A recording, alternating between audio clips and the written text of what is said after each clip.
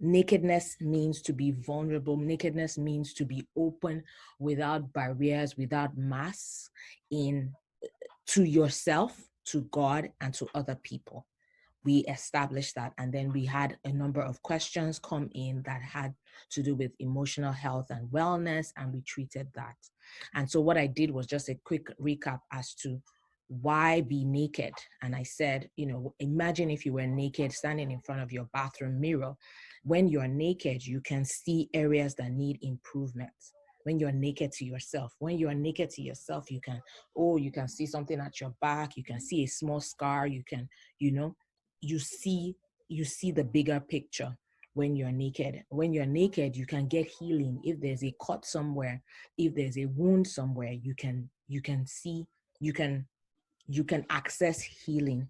When you're naked, you can be more intimate. That is, so we also now picked the phenomenon of sex, and we say people, well, usually you get naked before sex, but sex in this case was not just a physical thing. It was about intimacy, getting to know one another.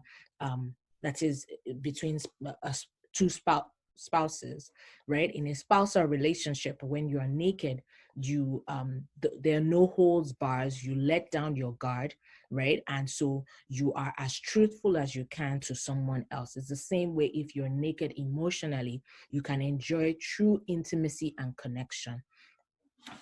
So that was just a quick recap. And then there was one more point that, even as I was observing the intimacy between a mother and child last night, when you're naked, they encourage skin to skin, and it's because it brings true comfort. It brings comfort to the mother, and it brings comfort to the child. It what's the word, it engenders or encourages the production of a hormone that increases love, bonding, and connection. It's the same way when we learn to be naked, but wisely, not, well, it's not like we're saying go and be emotionally naked with everybody. We treated the fact that last month, we treated the fact that it's not everybody that you will be open and vulnerable with. You choose carefully and wisely.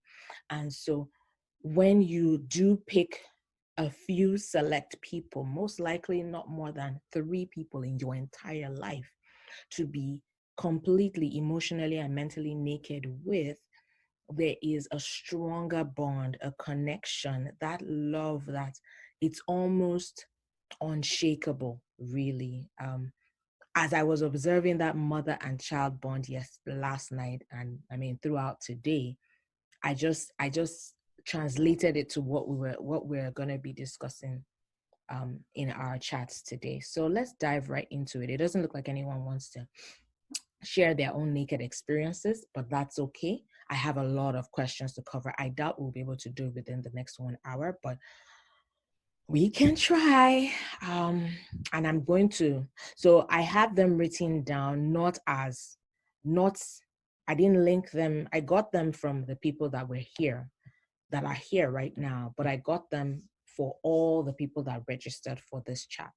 So let's just see, so I'm going to do my best to treat as many as possible. I remember someone here had the question about, one, how to love myself more.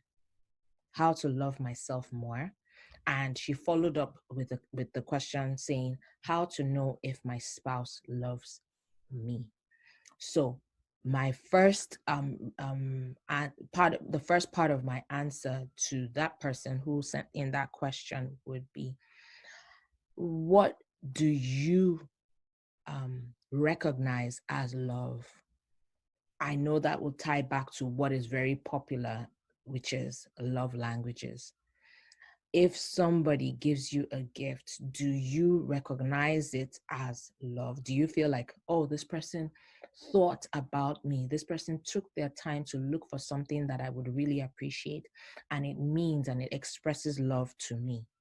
If you recognize the giving of gifts as an expression of love, then you can count it. So my my point is that you need to not just figure out, you can actually take a little test online about the 5 love languages. It's a survey, and you will immediately be able to say, this is my love language. And sometimes we have about 1 or 2. There are 5 in general. There is words of affirmation, gifts, quality time, physical touch.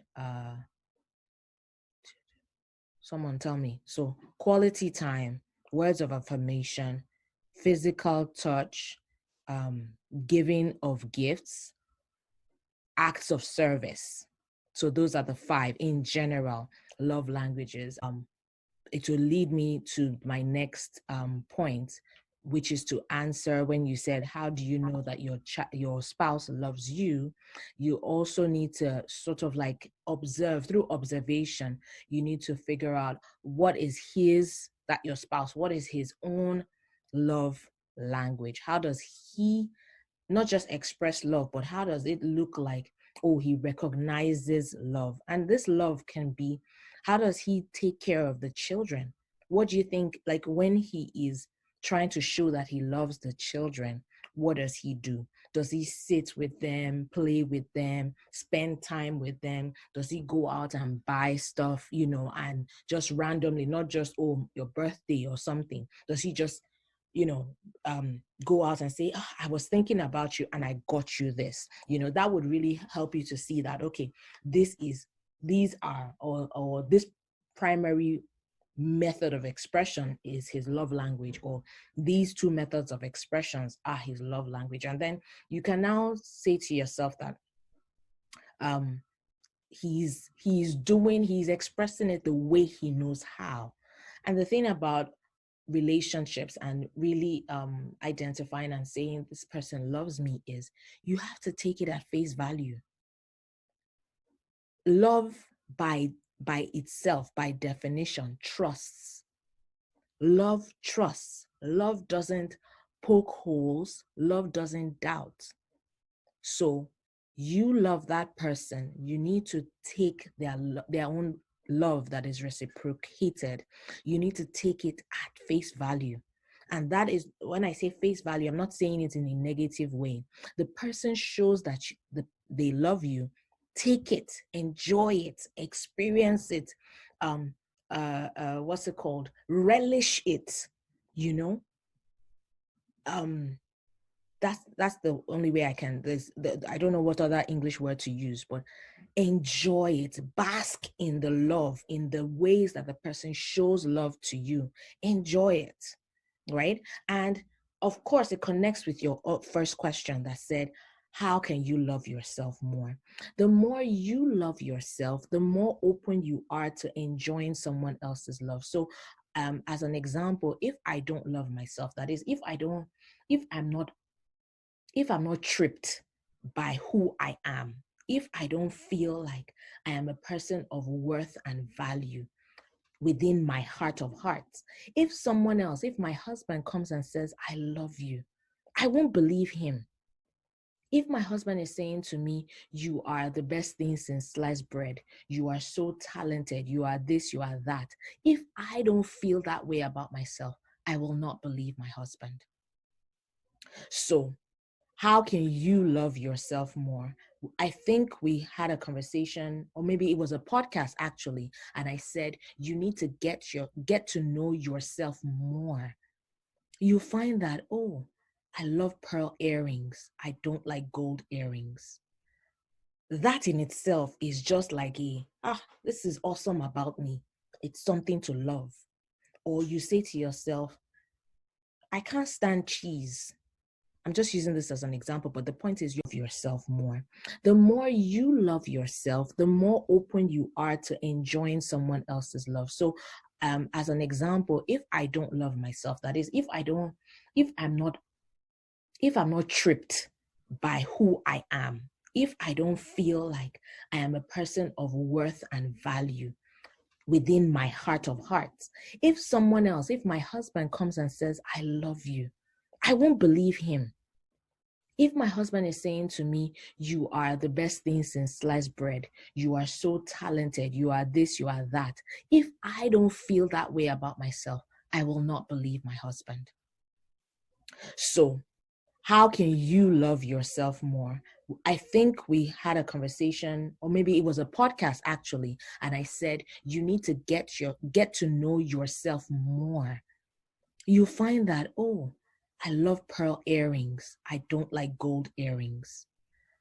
That in itself is just like this is awesome about me. It's something to love. Or you say to yourself, I can't stand cheese. I'm just using this as an example, but the point is you're finding out more and more things about yourself, right? You know how it was when you were courting or dating that your spouse, where you guys were talking from morning till night, you were talking overnight. And what were you talking about? You were getting to know each other more. That's how you were falling more and more in love with each other. Can you try the same thing for yourself? Can you get to know yourself more? You fall in love with yourself more. And even if it's just weird things like, I don't like to go out. I'm a homebody person. And you take it as part of your specialness. Or you say to yourself, I love it when when maybe I get lost in a book. That could just be you, and you take it as a point to love about yourself. I really hope this answers your question. So in summary, how do you love yourself more? By getting to know yourself more.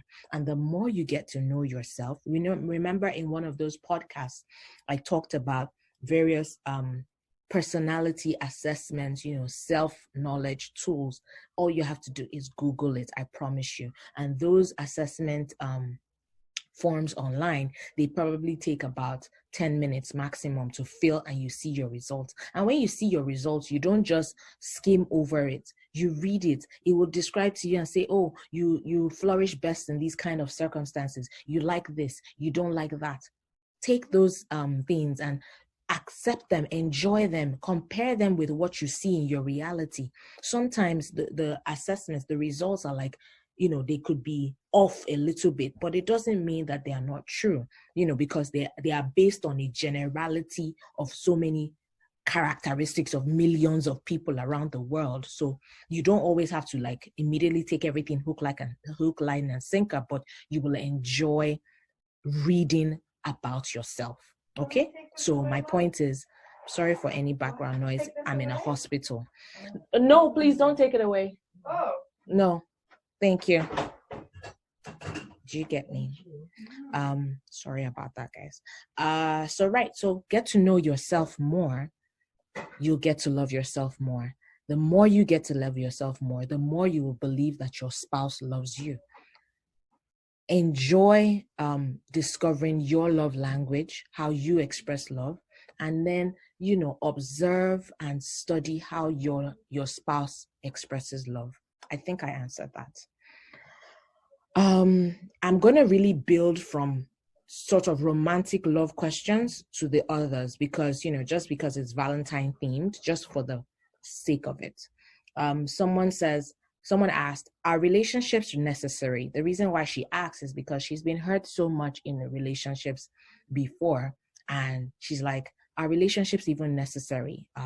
The only reason why she may be interested in a relationship is because she feels she needs to get married at some point. And the reason why she feels she needs to get married at some point is so that she can have kids, which is what she really wants. And so she asked, are relationships necessary? So yes, relationships are necessary. You were born and made for relationship. Even our God is in a relationship with himself. He is in a relationship with himself, right?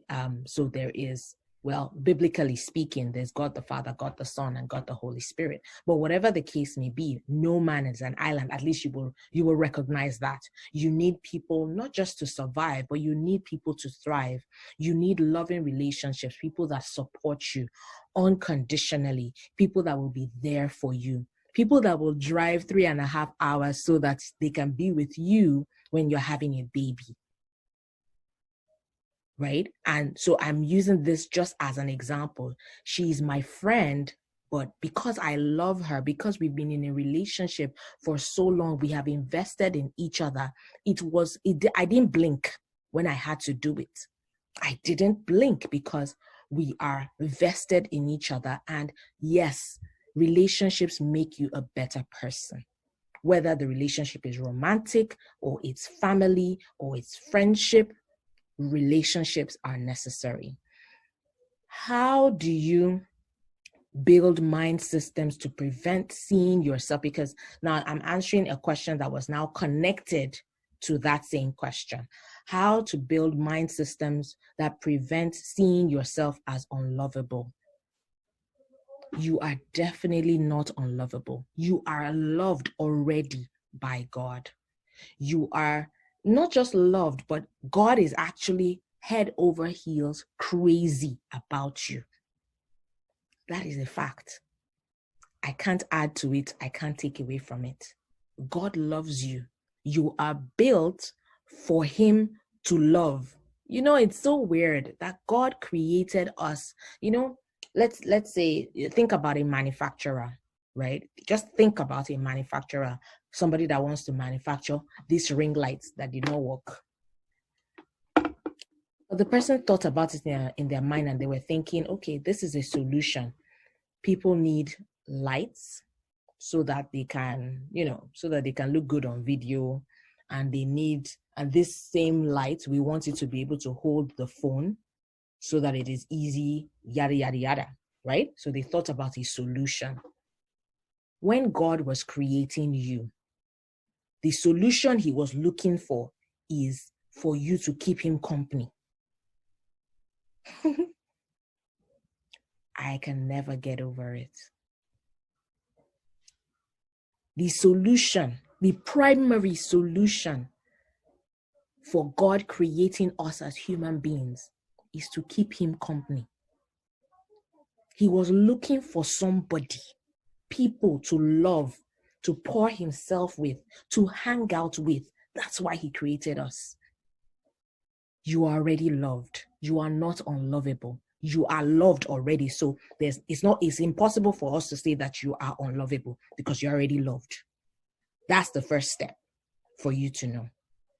The second step is, as I answer the other person, you can get to know yourself more and get to start to love yourself.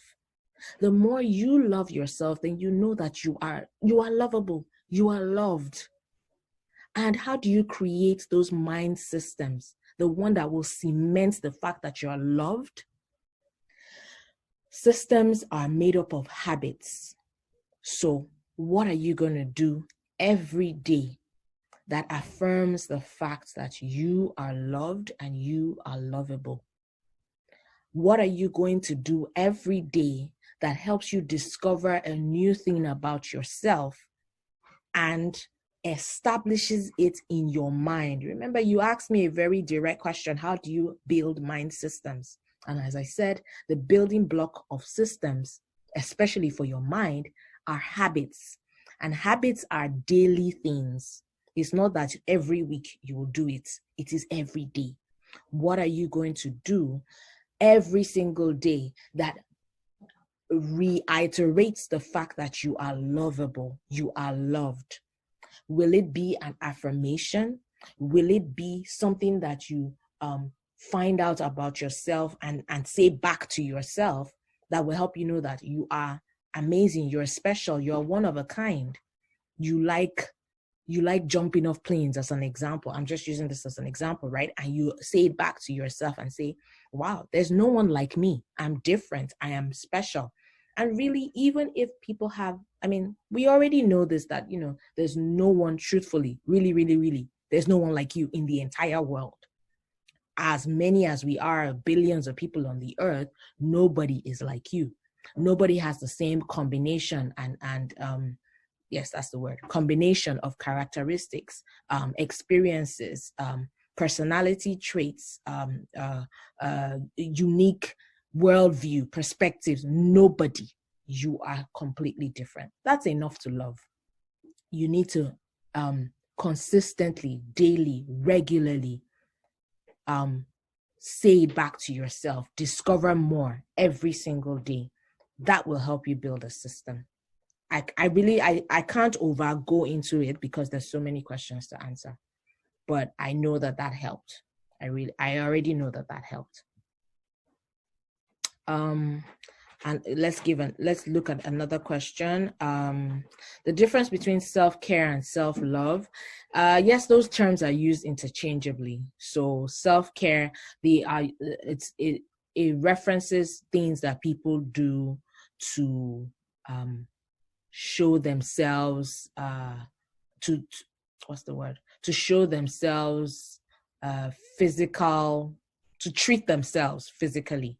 Self-care is something that we talk about and we say, okay, take a few minutes to breathe, make sure that you're sleeping well, make sure that you are getting enough rest, make sure that, let's say, once a week or once a month, you give yourself maybe a facial, or you get a manicure and pedicure, or you get a massage, or you shut down from the world, right? You enter into what we call retreat mode.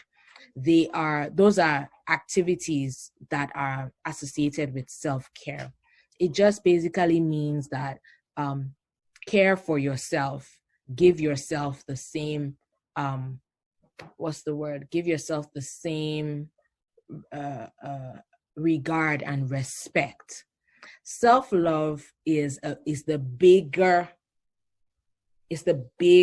picture. It means that if you love, meaning deeply love, adore, respect, regard, are interested in, and are crazy about yourself, then you will care, meaning then you will engage in activities of self-care. So self-love is the full concept. Self-care usually refers to the activities that we carry out. Self-love is not just, so that's why I'm saying that self-care is a subset of self-love.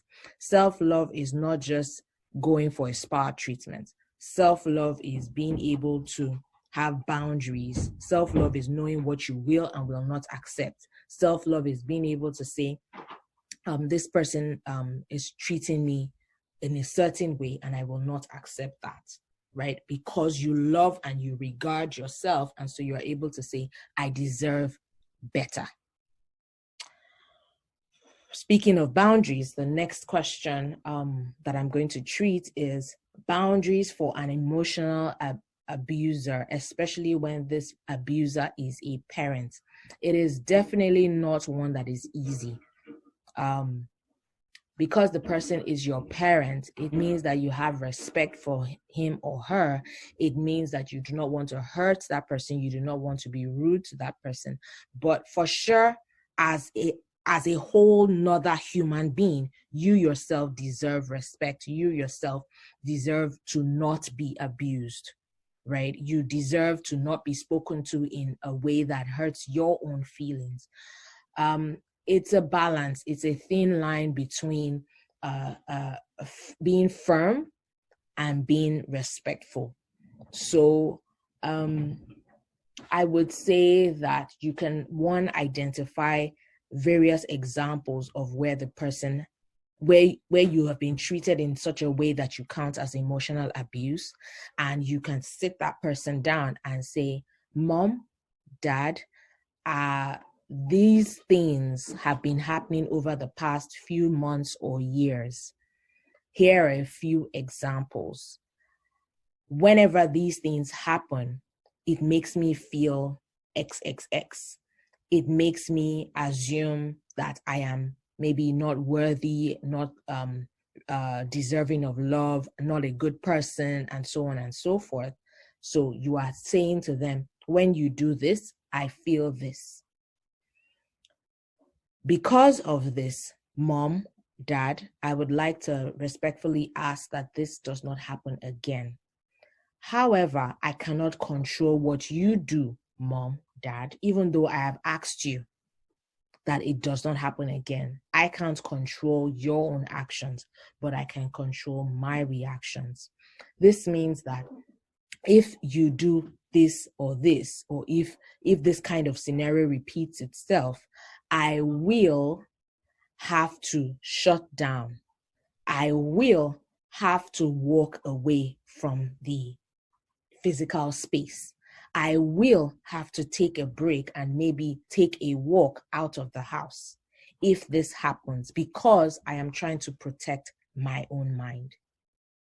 I know that our parents will be like, children of nowadays, such disrespect, such rudeness, and so on and so forth. But it is that fine line between speaking firmly but respectfully. So in no way should you engage in a high volume. So don't shout, don't use any foul language, be as calm as you can. Like this same volume, tone of voice that I'm using, just so you really have to prepare yourself for that conversation, but you must have that conversation. And once you have that conversation, be prepared to follow through on what you said you would do. Once you do it once, they will know that you're serious. So when the person is maybe shouting, using bad words, making you feel bad, and you say, "Excuse me, mom, I need to go."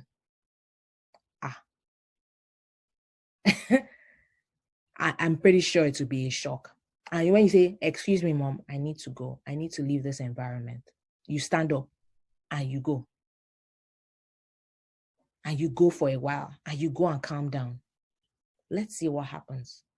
And you see, the thing is, even when that thing happens, even if it repeats itself, because adults are, or I shouldn't even say adults, most older people are like set in their ways, right? Even if it repeats itself, even if maybe they were shocked by your first reaction, and then for some reason it happens again a few weeks later, you now need to set up your own emotional boundaries, knowing that what they are saying, it's not about you. People that are emotional or mental or physical abusers, it's not about the victim. It's about the lack of control that abuser has in and of themselves.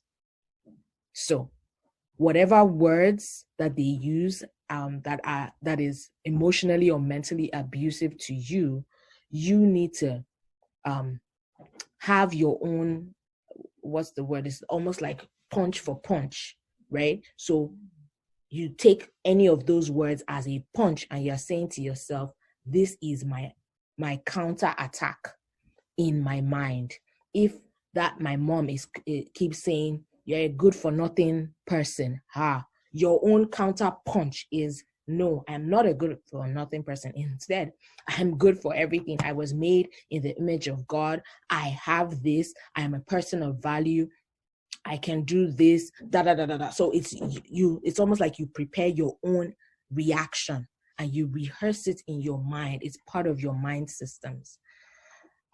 So as to tie up my answer to that question, you want to, one, have a calm, honest, respectful conversation with the emotional abuser who happens to be a parent.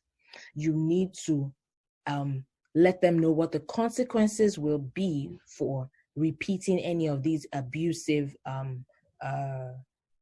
words or actions, right? And you need to set up your own counter punches. And I don't mean physical punches. I don't mean physical punches, but your own counter punches in your mind as reactions to what the person can ever say or do that makes you feel bad.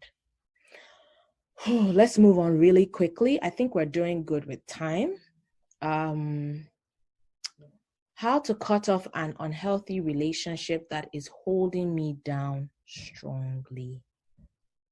This person is asking, how do I cut off an unhealthy relationship that is holding me down? The first thing that I want to commend you for is that you even recognize that the relationship is unhealthy and is holding you down. It's obviously holding you back from growth. It's holding you back from being a better person. That is, it's holding you back from growing, and we cannot stop growing. We cannot stop growing. Now, if I was sitting down with you in a one-to-one conversation, I would be asking, what kind of relationship is it? Is it a sexual relationship? Is it a romantic and sexual relationship? Is it a family or friendship kind of relationship? Let me assume that it is, I mean, for the sake of this, our group chat, let's assume that it is a romantic sexual relationship. The fact that you have recognized that it's unhealthy, then it means that you are ready to take the first step, which is cutting the first person off in your mind because of the sexual ties that you already have with this person. So I'm just assuming, right? But because of the sexual ties that you have with this person, you are already, I would say, you're already mini locked in, you know. You rely on this person for comfort, you rely on this person for pleasure, sexual pleasure, you feel indebted to this person, it's very likely. And because you already identified it as an unhealthy relationship, it means that there are toxic, the word is secretions. Is really, I'm using a physical phenomenon, but I'm saying that just you being in the same environment with that person, the person is already secreting toxic emotional substances that make you feel dependent on that person. And so there's a lot that you need to do to untangle yourself. If you're not untangled from this person in your mind, it's going to be hard. Even if you physically say, hey, I don't want to do this anymore, we're broken up, it's over, there's going to be a lot that would still be as like residues in your mind, in your will, and in your emotions. You may not even be strong enough in your will to make that decision to break up and follow through with it.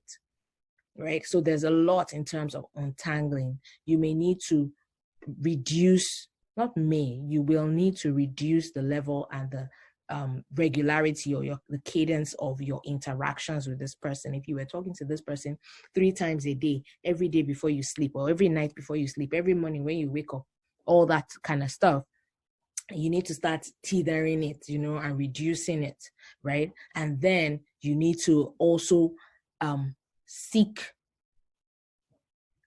connections outside of this person. It's very likely that you feel like, oh, you and this person are like in a bubble.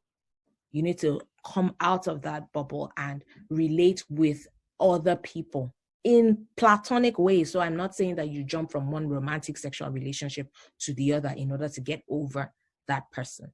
I wouldn't say that I am an expert in terms of relationship coaching and all that, but knowing that you need to detangle yourself mentally and emotionally from this person, the first major thing I would say, as I said, is to reduce your level and regularity and intensity of interactions. You also need to get yourself a trusted friend, just somebody platonic that you can relate with, and not necessarily now be so intensely dependent on that platonic friend too. Just somebody that you can say, hey, hello, hi, how was your day? Almost the things that you would have done with that other person. And then gradually you need to make a decision as to when the breakup would be and what are the terms of that breakup. So when I say terms of that breakup, because you have broken up now, does this mean that A, you will no longer go to his house? B, you will no longer be at any of his family events? I'm just using this as an example, imagining that you are in a relationship that has gone really, really far. Will you no longer accept calls from his family members? Will you be the one, or will you no longer be the one managing his finances? As an example, we've broken up, so none of this is ever going to happen again, right? So my point is, decide ahead of time what the terms of that breakup will be, what will no longer happen because you have broken up with him. The more you're able to picture those things not happening, the more you prepare your mind for a complete and clean breakup. And you would have been reducing the regularity of your interactions. That will help you to detangle as much as possible. I'm not the expert, truthfully, but I hope this helps. Speaking of such a romantic interaction and separation, I have another question that says, how to stay sane during divorce proceedings. So this means that the divorce is already happening. How do you stay sane? It depends on what is being contended during the divorce proceedings. Are you guys contending money? Are you contending children, access to wealth or resources? You know, is it that you are resisting the divorce, or he is resisting the divorce? You know, I would love to get more context for that, but just the beginning of that question, how to stay sane. In general, you need to be intentional about protecting your mind space. So if you're going through a divorce, now is not the time for you to jump into another romantic relationship. If you're going through a divorce, now is not the time for you to say, oh, I'm not working, or I don't want to work. So try to, while you're trying to stay sane, try to maintain what we would call the status quo. Whatever it is that was helping you, that was bringing you joy, that you used to do before, hobbies, interactions, family events and gatherings, as much as you can. We're in COVID, so I don't know what your protocol is, but if it is, interacting with family members, but not dwelling on the divorce itself. But so whatever it is that you used to do before that was helping, bringing you joy, helping you to be calm, maybe even work, meaningful work, impactful work. Maybe you can even pick up a volunteer opportunity, right, during this time. It's just something that will not just take your mind off the divorce proceedings, but help you to channel your energy in a way, in a direction that is worth it, in a direction that is helping someone else, that is helping and making the lives of other people better. So I would say maintain status quo, pick up an activity that is impactful in some way to another person or to segments of society.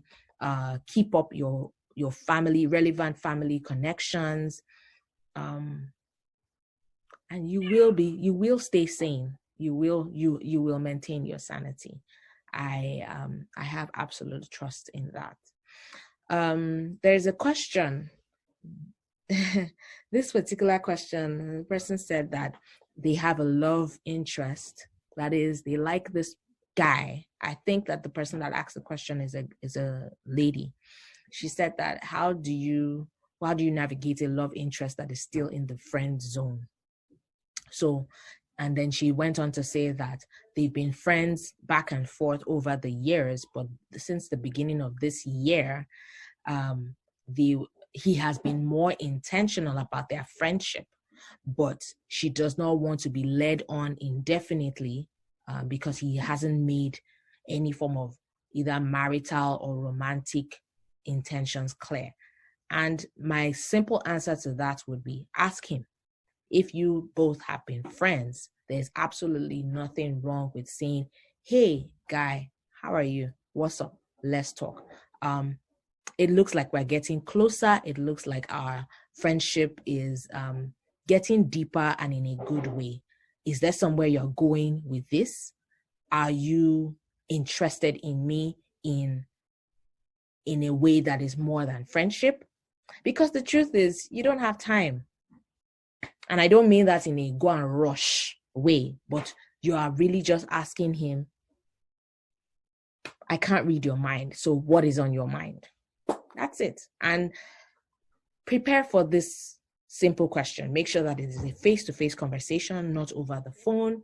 Be as calm as you can. Don't have expectations, because yes, you like him, but he may just want to be a really, really good friend to you. That is a possibility. Be prepared for that possibility. Yeah, but you must ask, because you are not the Holy Spirit. You cannot read minds. Yeah. Okay. What's next? Another question. The person says, how do you deal with a toxic friend? I think the answer that I gave about setting boundaries, meaning having a conversation with somebody, this person that you know is a toxic friend. I mean, for you to use the word toxic, it means that what they're emitting is poisonous to your own soul. You've identified that it is poisonous, it is not good, it is not healthy for you. So you're able to say, these are examples of when you did this or you said that, and it did not help me. It made me feel less of myself. I would really love for you to stop and not do this. If you do this anymore, I will need to shut down. I will need to take a break or a breather from our interactions. I will need to not speak with you for a while, because I need to clear my head. I need to protect my own mind space. The truth about toxic relationships or unhealthy relationships is that you need to bring it to the light. You need to speak up and say, this thing you are doing does not help me. If you do it anymore, this is what I will do in reaction, and be prepared to follow through with what you said you will do. Whatever it may be, you may walk out physically, you may stop talking to the person for a while. You may say, I'm sorry, I cannot be your friend anymore, and you can actually cut off. And yes, the person, I mean, it depends on how much value the person places on your friendship. The person may see that, okay, what I'm doing is wrong, and they will stop, or they will do it. They will see your reaction, and that will teach them a lesson. They may apologize, and they may get better. But it's one major thing for you to remember, that it is their toxicity is not about you. You build that boundary, and it is a wall to protect you from their toxicity. Another question, how to stay emotionally fit. How do you stay physically fit? You stay physically fit by regulating what goes in and out of your body. You stay physically fit by the activities that you engage in. It's the exact same thing. What goes in and out of your emotions? What are you listening to? What are you watching? I mean, we talk about it so many times, but it's what's the word? It's like jackpot when it comes to emotional fitness. Guarding your eye and ear gates. I was in a call yesterday, and we were talking about, I was on a call, a mastermind call yesterday, and we were talking about how to, stay protected in this world of social media, and because one of the answers, somebody was saying that they have a timer, they regulate how much they are on social media. I particularly, at 9:00, at my phone, there's something I programmed on my phone that just shuts down all those apps, and my phone actually goes dark, like black and white. I'll be straining, I can't see the thing in color. And I do it deliberately so that, it's time to go to bed, or it's time to go and do other things that will be more productive to me than straining to look at the Instagram in black and white. As an example, I'm just saying, or to do WhatsApp chat and be talking, right? So you need to set up intentionally set up things. If you wanted to lose weight, if you wanted to be more physically fit, you would say to yourself, I will stop eating at this time. I will not eat past 8 o'clock. I will get up and jog in the mornings. It's the same way when you want to be physically fit. You say, these things will not enter into my gates, right? And I will be intentional about the people that I associate with. I will be intentional about the things that I do feed on. What do I feed on?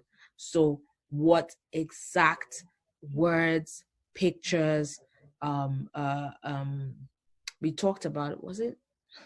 Sometimes I forget what scenarios where we talked about how, yes, we talked about it last month, that with the skin, when you're naked, you absorb things even through your skin. And that was where we talked about environments, associations, people that you are consistently interacting with, that even without your knowing, you are absorbing things through the skin of your emotions, the skin of your soul, your mind, will, and emotions are absorbing things from the people in your environment. So you need to really check out who are the closest people to you, because their own thoughts influence your thoughts. Their own ways of speaking influence your own ways of speaking. It's just inevitable. Now I say so good. Why do I say so good? Because I've been on so many calls with one of my mentors that I'm like, so good. There's a particular way she says something now. I think she says, there was one thing I noticed that she said, take that thought and pin it. And the reason why I identified it is because her own mentor, Dr. Cindy Trim, she says that exact same thing, and she says, pin it. And it's because she has been in that environment for so long, it's now a part of her. Or in some cases, we say, do you see? Because she says, do you see? It's just weird, but it's just, and it's unconscious. That's what when I talk about the skin absorbing these things, you may not know. You will start to think like the person, talk like the person, express like the person. You may start to, if you remember, there was one time in university, we had all these people that were, I will not name the church, but their hair was jerry curled. Pastors were jerry curled. was jerry curled like the particular pastor. It's not that head pastor came and say, all of you that are pastors that are following me, also jerry curl your hair. No, it's just the power of influence. It's the power of influence. It's the power of being in the same environment consistently and soaking in that same vibe and energy. So emotionally fit, like I said, what are you taking in? What are you keeping out? What are the activities that you're doing regularly? And not only that, in order to be emotionally fit, you need to lift heavier. When you want to build muscle that burns fat, you lift heavier. That's physically speaking. It means that if we translate it to your emotional and mental health, it means that you should not be afraid to take on situations that you otherwise would have been afraid of, to take on situations that previously you may have been not just afraid, but you may not have reacted well. You can prepare and stand and have the right posture to carry that weight. So I'm speaking both physically now and emotionally, but think about it. If you were going to carry dumbbells or kettlebells and they're really heavy, you don't just stand anyhow. You don't just, you're not slouching. You have to stand properly in order to carry it. And so in your mind and in your emotions, when you want to face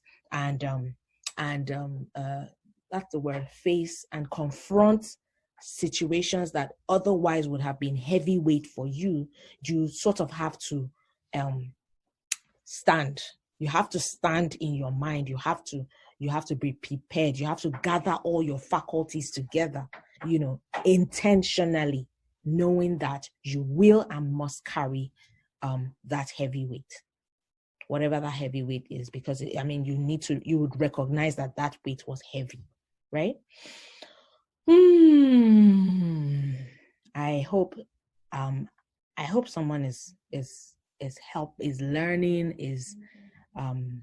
is really picking up a lot of stuff from this. I would appreciate when we're actually almost done. We have about maybe 10 minutes before we round up, and it looks like I have treated about 75% of the questions, so we're almost done. But I want to prepare you guys, because you're going to tell me in the chat, you're going to tell me your light bulb moments, and if you even have extra questions, you're going to ask, and I will quickly answer to the best of my ability. So please be prepared. All 1, 2, 3, 4, 5, 6, 7 of you. I really will be looking forward to your comments and your questions. Okay, so what's next? Someone said, how do you breathe in a state of uncertainty? You need to be anchored. In a state of uncertainty, you must be anchored. And what does it mean to be anchored? It means to hold on to something that you know is not going to change. What in your life do you know is not going to change? Change, like shake, like hold on. Anchoring means holding on to something that is absolutely dependable, that is rock solid. So that could be your faith in God. That could be, your relationship with God, or what God says about you. That will help you breathe in times of uncertainty. Not to be religious, but truthfully, human beings will fail. It's inevitable. I don't pray for it, but in as much as I love this, my friend, that I came all the way for, right? Anything can happen in our lives down the line, and I can disappoint her, because I'm human. It doesn't mean that I'm bad. So my point is, human beings, we love them, we trust them, but we don't trust them as much as we trust God, right? And so that is something that will never, ever fail us. And so you hold on to that in the times of uncertainty. To breathe in a state of uncertainty, you need to be anchored, meaning completely tied to what you know is rock solid and will not fail you. And so you're tying yourself to God in the whatever ways, means that you know how. I'm being general in that particular answer, but the one major way of breathing in a state of uncertainty is to be anchored to what you know will never fail, right? And so breathe, just breathe, but be anchored. Know what you're trusting in, so that there is something that you're certain of, even in the face of uncertainty. As an example, let's say an uncertain time is, let's say, someone that's going through divorce proceedings. And so that is uncertain, because you don't know how it's going to turn out, whether you are going to get the children or not going to get the children, or you're going to get alimony or not. Those things are like, shaky. Those are uncertain times. What can you hold on to that will not shake? You can hold on to, let's say, your identity, who you know that you are. Most likely who you know that you are in God, because that is what will not shake, which is you're a child of God, you're made for his purpose, right? Regardless of whether or not you have a husband or not, regardless of regardless of whether you have another person's last name, or you have divorce, or or you accept a label of being divorced, right? And with any of the negative connotations. So you need to pick up something that you anchor yourself to, that will not shift, something rock solid in times of uncertainty. How do you truly renew your mind? I think we're almost done. I love this. We're almost done with the questions. And I think I was really, really fast. How do you truly renew your mind? I've answered it in other parts of this conversation today, but you renew your mind with the things that you're feeding yourself on, feeding feeding on, right? I want to renew my skin. I want my skin to be flawless, right? So I ensure that regularly I have these daily rituals of cleansing, toning, moisturizing, protecting from the sun. Same way when when you are renewing your mind, you cleanse, meaning you close the door to things that will not serve you, things that will not positively impact on your mind. You're closing your gates, what you're watching or listening to or reading, right?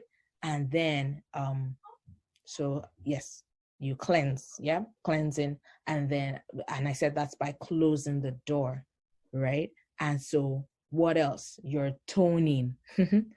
I love how God gives me the strength to use physical concepts to translate to, right, to emotional. So think about it. You're toning, meaning you're taking something that is external to how would I put it, to regularize the pH level of your skin. And how do you do that in an emotional way? You're taking words that are so powerful and effective to wash over your skin. That's where affirmations come in. You know, words are powerful. It's not just a new age thing. It's not just a mantra.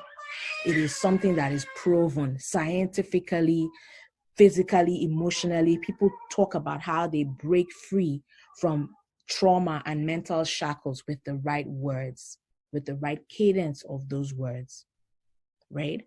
And then what else? I was talking about moisturizing. What nourishes you? What nourishes you? So maybe activities that help you relax, people and associations that make you feel better about yourself. What else?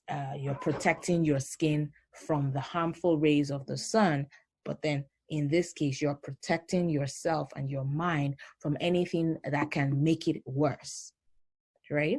So just think about it in that sense, to cleanse, to tone, to nourish, to protect your soul, and that helps you renew your mind. I think the last question is how to reduce shouting at her kids. Is that the last question? Yes. So somebody asked that, she feels bad anytime she shouts at her kids. And that is to be expected. What I want you to do is I want you to put a calendar up. That is, do a full month daily calendar, right? And every time you get through a day without shouting at your kids, take it off. Set yourself up set a goal for yourself that if I am able to honestly take off 7 days in a week, or 4 out of 7 days where I do not shout, right? I've ticked it off. I will treat myself to XXX. That's the very first thing I want you to do. That's an answer to that, one of the steps or an answer to that question. The second thing is think about what triggers you when you're shouting.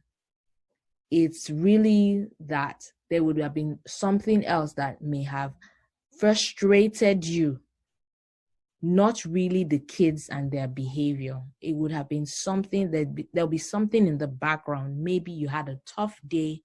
Maybe something happened, right, in your day or before this. Maybe it was another adult that annoyed you, and then you are unconsciously taking your frustrations out on your children. Right? I want you to be very observant about what is triggering you and what happens the day before, during the day, the week, where it seems like you're shouting on your kids. And see how you can reduce those triggers. And anytime you notice your voice increasing, make a conscious effort to actually physically reduce it. And think about, I'm going to mute somebody. Okay. Right. To physically reduce your the decibels of your voice.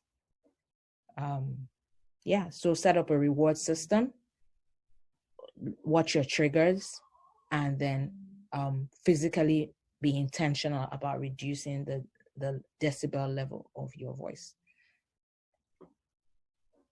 You can also have an accountability partner.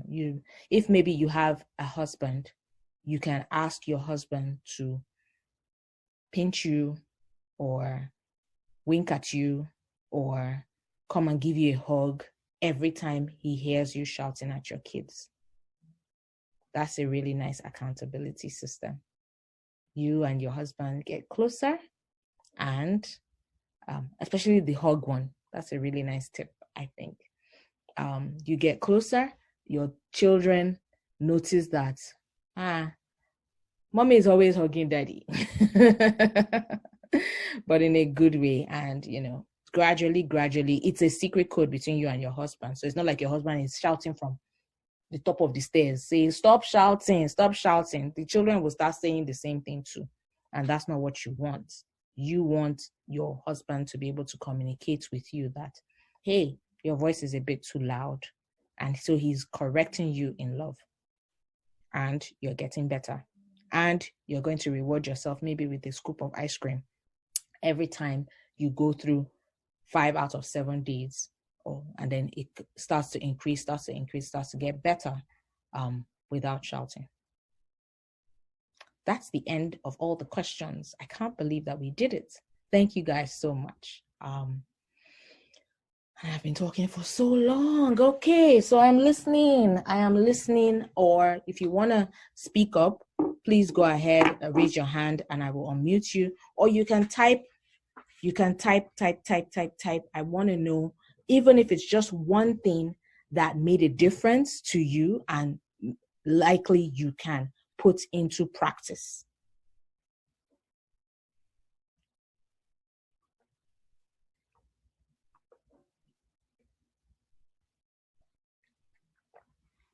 Thank you. I appreciate the clapping and I appreciate the thanks. So this is practical. If I was with a one-on-one client, we would dig until we have something that you can take away and act on to improve. So I want to know, I really want to know. You're welcome.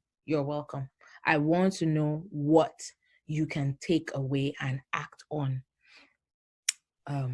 to help you in your mental and emotional health.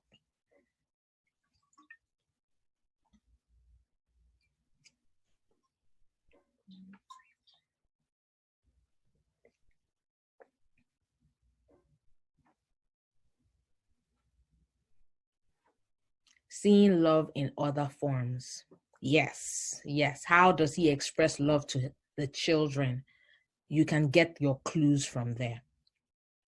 Very good. And seeing how, and also examining how do you recognize love. Speaking of which, how you recognize love may not be how he recognizes love. So if your own love language is you love it when he cuddles with you, it may not be the way he recognizes or expresses love. It does not mean that both methods, even though they are different, is not love, right? Okay. And then, I see someone has left, but that's okay. Renewing your mind with what you're feeding on, big for you. Okay, great. We need to be very intentional about that. We need to be very, very intentional about that. Anybody else? You're welcome. If you're in a state of uncertainty, you need to always be anchored on God. Yes. So holding on actively, intentionally to what you know will not change or shake, meaning God's love for you as an example, really, really helps you to be anchored in a time or state of uncertainty. Is there any question quickly that I can answer in 1 minute? Okay. Yes, it is not easy. That's why I said that you should set up an accountability partner. set up a reward system. That would be really great. Okay, please, you have a question. Do you want to speak? I'm unmuting you, Olushola. I am trying to unmute you. I don't know what's going on. Yes. Maybe you have to also unmute yourself. How to stop bad behavior? What do you mean? In your own bad behavior or your children's bad behavior? If it is your children's bad behavior, I'm going to refer you to a parenting coach, because I'm not an expert with that. Even me, I'm working on my own children. Pin your thoughts. I can't remember when I used the word pin as per your thoughts, but I know that I was speaking about influencing your thoughts with the things that you feed on. And so the reminder was that the environment has an impact on us, yes, and we begin to mirror that environment. That is extremely true. Thank you. Okay, so how to stop bad behavior? Yes. How? Okay, yes. Oh, now I get what I mean. So when I say take the thought and pin it, what I meant was that when she says, maybe if you ask a question, maybe in a coaching call or in a speaking engagement, someone asks a question and she says, okay, she's coming back to that thing. So take that thought and pin it, meaning hold on to the thought. It's just a manner of expression, just to say, hold the thought, hold on to the thought while I will answer it. Just hold on. I was just saying that this, my own mentor started saying it because she has the mentor of Cindy Trim, which is something Cindy Trim always says. Like, I've forgotten the exact way she says it, but it translates to hold the thought. Thanks. How do you stop bad behavior with your kids? So with meaning, how do you behave better with them, or how do you stop them inside? How to stop the bad behavior inside the kids? Please send me an email and I will send you contact of a parenting coach. I'm not too much of an expert there. It looks like we've come to the end of our Naked Chats, this February edition. I really pray that you also value. I am looking forward to, because I will send a message to each and every one of you that attended today's Naked Chat. Victory, Saidat, Anye, Olushola, Bere, Adejoke, and Eterbet. She had to drop off, but I remember this clearly. You're welcome. I will be sending you a message for feedback. All I need is 2 lines. Thank you. All I need is 2 lines from you and a really beautiful picture, just to say, just to give your feedback as to how this month's Naked Chat went. I would love, that is the thanks you can give me, your feedback and the permission to share your feedback on social. Thank you all so very much. I really appreciate you, and I appreciate your time, and I appreciate everything. We are done. Thank you. I am going to end the meeting right now. Thank you very, very much for everything.